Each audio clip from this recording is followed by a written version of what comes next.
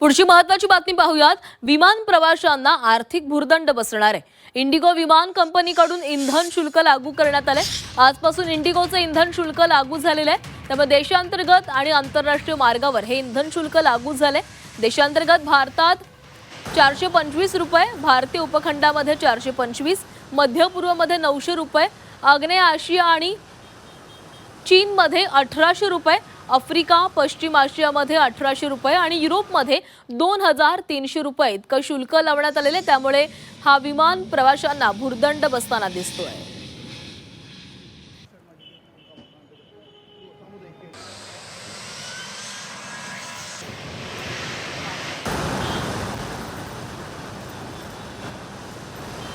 तर आजपासून इंडिगोचं इंधन शुल्क लागू झालेले आहे। त्यामुळे विमान प्रवाशांचा हा प्रवास महागताना दिसतोय। त्यामुळे इंधन शुल्कात वाढ झाल्यानंतर तिकीट दरातही वाढ होऊ शकते। त्यामुळे विमान प्रवाशांना आर्थिक भुर्दंड बसलेला आहे।